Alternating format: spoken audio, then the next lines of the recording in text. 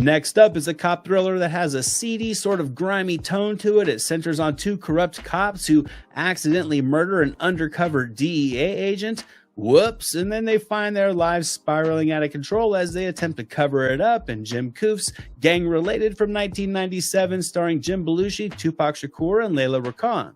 I've always loved gritty cop thrillers, and something about this movie always appealed to me. I wasn't able to put my finger on it as a teenager, but later in life I realized what I loved about Gang Related was its uniqueness. There are no good guys in this movie. The main characters are the villains, and that twist on this plot is really refreshing. Despite Belushi and Shakur being dirty, corrupt criminal cops, there's something about them you can kind of identify with, potentially that makes this downward spiral a little bit more intriguing, or potentially the identifying quality of this movie is it's a cautionary tale on a morality gone wrong.